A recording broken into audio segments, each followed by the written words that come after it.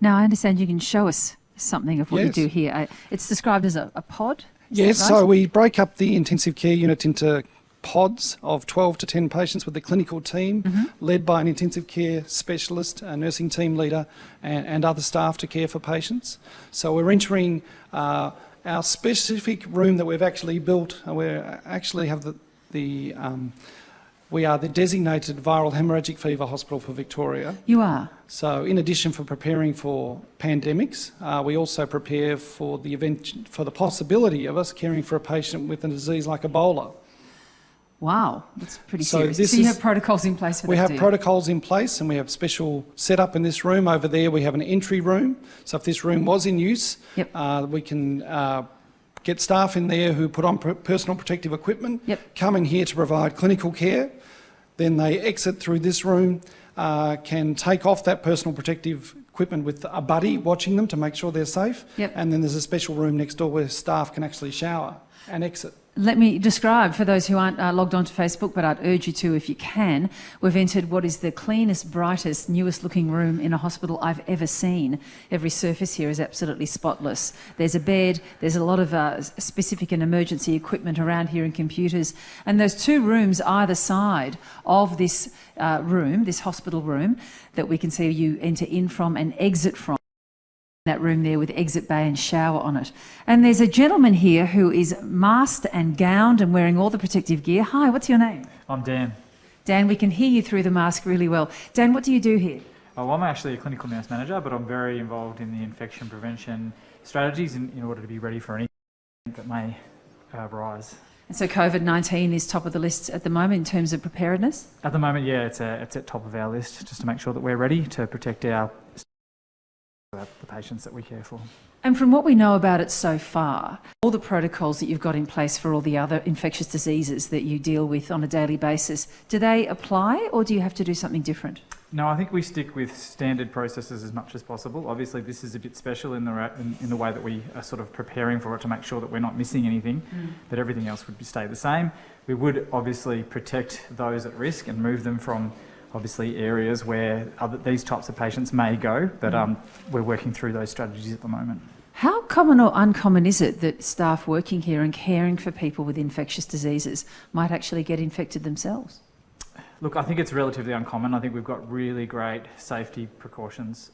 Look, I mean, the general community is probably more at risk from just being around, in the community rather than being at hospital with all this extra protective equipment on. So I'm confident that... Can I just add to that? We've got a very strong culture of vaccination.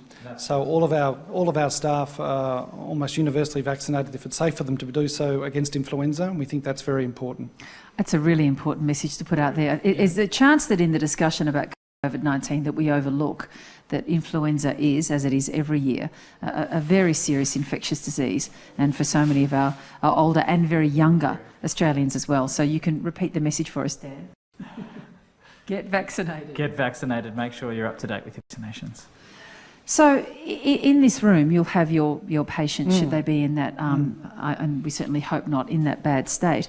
We've been hearing a bit about various hospitals and places and centres that have what's called, I think, negative pressure air conditioning. Can you talk us through what that is? So we're very lucky here at the Royal Melbourne to have received state and federal government funding in 2016 to open this intensive care as we become the precinct intensive care as part of the Victorian Comprehensive Cancer Centre. So not only do we serve the patients of the Royal Melbourne, but we also serve the patients from the Royal Women's and those patients from Peter MacCallum.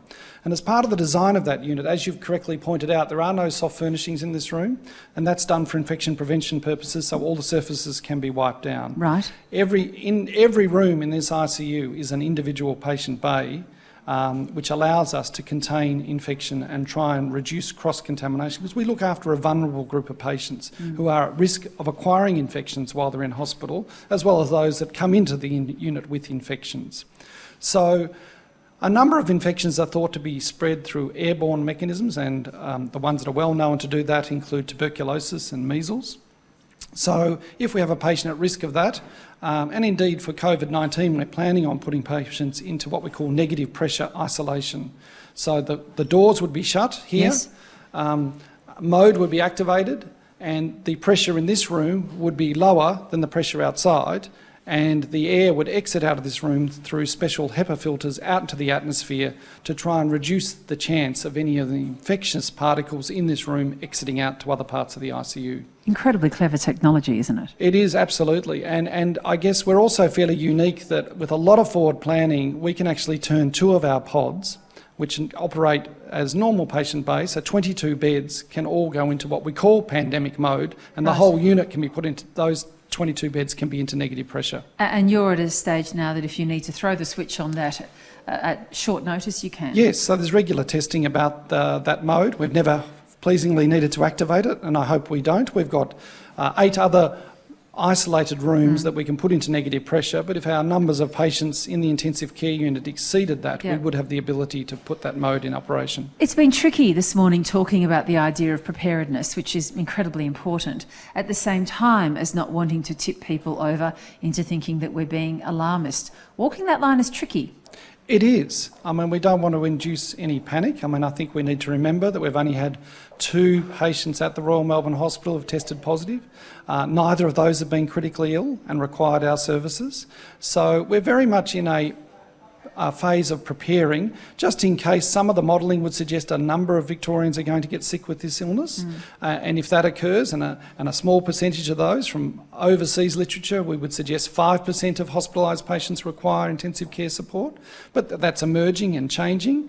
That I think the Victorian public needs to know that we're prepared if we have to ramp up our services.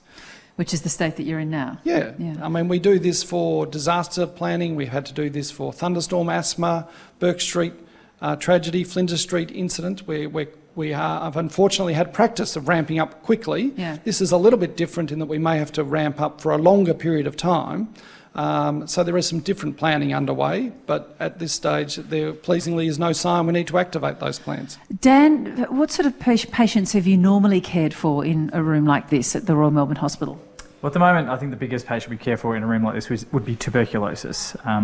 But we have, on occasion, had flus in here during particular bad flu seasons. But yeah, the main negative use of the negative pressure is for those diseases that we don't want to spread to the rest of the organisation. I know some people listening this morning will be just so surprised to even hear the mention of TB. I know we thought for a period of time there it had gone quite underground, if not eradicated altogether. Has it made a bit of a comeback? I think it's always been there from time to time. So it has never gone away, but it's very rare that we see it, but we do occasionally see it from time to time. But highly infectious. Well, agreed, yeah. The biggest risk is to healthcare workers. Yeah. Hence the wonderful blue and white, totally wigged and gowned Dan that we see here today. It's an amazing setup that you've got here. And how many of these can you switch on if you need to at short notice? So at short notice we've got 8 negative pressure rooms spread around our 4 pods, so we have a 42-bed unit. But as I said, if required, we could actually put 22 of the rooms into negative pressure. So we have never needed to use that sort of facility, but we've got it available if required.